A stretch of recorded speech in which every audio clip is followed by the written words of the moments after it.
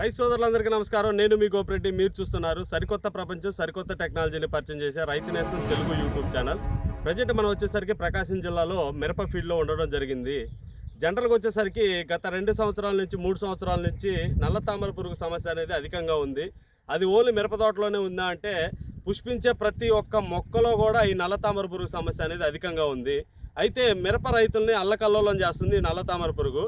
So నల్ల తామర పురుగుకు సంబంధించి చేదు మందు అనే ఒక టెక్నాలజీ, అంటే యాంటీ రిపల్లెంట్, అదేవిధంగా హెచ్చరీ కొలయ అనే ఒక గడ్డి జాతికి సంబంధించినటువంటి మందుని ప్రవేశపెట్టడం జరిగింది. అదే ఎంబిట్ అనే మందు.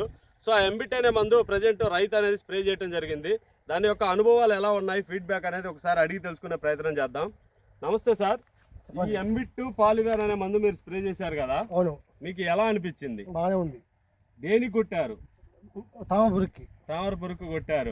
కొట్టిన తర్వాత ఎలా అనిపించింది? ముడతొచ్చింది, తామర పురుగు పోయింది. తామర పురుగు పోయింది. మేడం మీరేమన్నా చెప్పదలుచుకున్నారా? చిట్టి ముడత అనేది పోయింది, మెత్తదనంగా వచ్చింది, కొమ్మ వచ్చేసింది. ఓకే, సో పాలివ్యాన్కి వచ్చేసరికి కొమ్మ వస్తుంది, అదేవిధంగా ఎంబిట్కి వచ్చేసరికి చిట్టి ముడత పోయి మెత్తదనం వచ్చిందని రైతు చెప్తున్నారు. కాబట్టి ఈ ఎంబిట్ అనే మందుని వాడుకోవడం ద్వారా, అంటే అచ్చం మిరపలోనే కాదు, అది కందైనా, మినువైనా, శనగైనా, అదేవిధంగా పత్తి అయినా, అదేవిధంగా వరైనా, ఎటువంటి పంట అయినా సరే ఈ మందుని వాడుకోవడం ద్వారా ఈ మందు వచ్చేసరికి 7 నుంచి 8 రోజుల పాటు మొక్కలో దాని యొక్క విష ప్రభావం అనేది ఇంక్యుబేట్ చేస్తుంది. దాని ద్వారా ఆ చేదుదనం వల్ల మొక్కల నుంచి ఏదైతే నల్లి కానీ, దోమ కానీ, పురుగు కానీ, తామర పురుగు కానీ రసం అనేది పీల్చేందుకు అవకాశం అనేది ఇవ్వదు. కాబట్టి ఇది చేదు అంటున్నాం కదా, రైతు మాటలు ఒకసారి అడుగుదాం. సార్, ఈ మందు కొట్టినప్పుడు మీకు చేదు అనిపించిందా? చేదునే ఉంది. చేదునే ఉంది.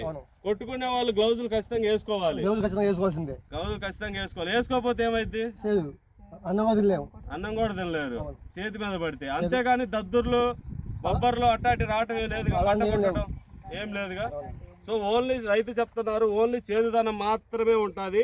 కాకపోతే చేదు అని ఎవరు నెగ్లిజెన్స్ చేయకూడదు. దయచేసి మీరు ఖచ్చితంగా ప్రికాషన్స్ పాటించాలి. ఎందుకంటే ఆ చేతికి తగిన చేదు అనేది మనం ఏ వస్తువు తిన్నా కానీ చేదుగానే అనిపిస్తుంది. దాని ద్వారా వాంతులైనట్టు కూడా అనిపిస్తుంది. ఒక్కసారి లాస్ట్ అండ్ ఫైనల్గా ఈ మందు బాగానే పనిచేస్తుంది కదా నల్ల తామర పురుగుకి? బాగా పనిచేస్తుంది. ఓకే, సో చూశారు కదా, ఒకసారి ఆ చెట్లు ఒకసారి చూపి, ఆ చెట్లు ఒకసారి చూడండి. నల్ల తామర పురుగు సిమ్టమ్స్ అనేది ఆల్మోస్ట్ ఆల్ చాలా తక్కువగా ఉన్నాయి. అంటే జనరల్గా ప్రకాశం జిల్లాలో వచ్చేసరికి ఎర్రగొండపాలెం కాంచి మొదలు పెట్టుకుంటే మార్కాపురం బెల్ట్ దాకా బాగా దెబ్బతిన్నాయి. కొనలన్నీ మాడిపోవడం, అదేవిధంగా ఎరుపు రంగు చేను పారటం అనేది జరుగుతూ ఉన్నది. కాబట్టి ఇప్పుడున్న కొత్త టెక్నాలజీలో ఇటువంటి చేదు మందుల్ని ఏదైతే మనం ఫిప్రోనిల్ అంటామో, రీజెంట్ కాంచి మొదలు పెడితే పోలీస్ కానించి, జంప్ కానించి, అదేవిధంగా కీఫన్ కానీ, అదేవిధంగా గ్రాసియా కానీ, అదేవిధంగా అలెక్టో కానీ, అదేవిధంగా ఏదైతే బొఫ్రియా అంటామో, దాంతోపాటు అల్టిమేర్ అంటామో, ఇటువంటి కొత్తగా వచ్చినటువంటి మందుల్లో కూడా ఈ మందుని కలిపి స్ప్రే చేసుకోవచ్చు. ఈ మందు అనేది కేవలం యాంటీ రిపెల్లెంట్ అనే టెక్నాలజీలోనే పనిచేస్తుంది. అది ఖచ్చితంగా ప్రతి రైతు గమనించాలి. ఎందుకంటే చాలామంది డౌట్లు అడుగుతూ ఉన్నారు, ఈ మందు కొట్టగానే నల్లి మొత్తం బుస్సాని ఎగిరిపోయిద్దని. బుస్సాని ఎగిరిపోవడానికి ప్రజెంట్ అయితే టెక్నాలజీలో రాలేదు ఏ మందు. కాకపోతే ఇది 7 నుంచి 8 రోజుల పాటు రసం పీల్చకుండా ఆపగలిగే శక్తి మాత్రమే ఈ మందుకు అనేది ఉండడం జరిగింది. ఇది ఏ పంట మీదైనా స్ప్రే చేసుకోవచ్చు. కాకపోతే కూరగాయలు, పండ్ల తోటలలో అయితే 10 రోజులు ముందుగానే ప్రిపేర్ చేసి ఈ మందుని స్ప్రే చేసుకోవాలి. ఎందుకంటే 10 రోజుల దాకా నువ్వు ఏ పండుని తెంపినా కానీ, ఏ పువ్వుని తెంపినా కానీ చేదుగానే అనిపిస్తుంది.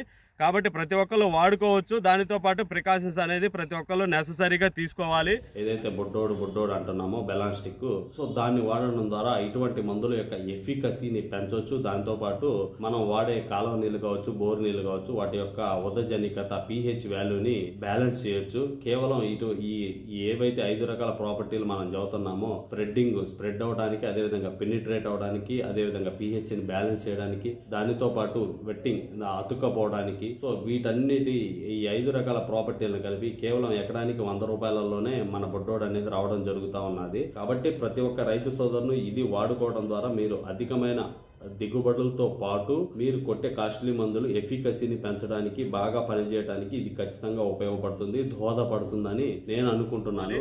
అదేవిధంగా ఇప్పటివరకు మనం చెప్పినటువంటి ఇన్ఫర్మేషన్ మీ అందరికీ నచ్చినట్లయితే ఒక లైక్ చేసి తోటి రైతు సోదరులందరికీ షేర్ చేస్తారని మనసారా కోరుకుంటున్నాను. దానితో పాటు ప్రతి ఒక్కరు సబ్స్క్రైబ్ చేసి కింద ఉన్న గంట సింబల్ని ప్రెస్ చేస్తారని కూడా మనసారా కోరుకుంటున్నాను. ధన్యవాదములు.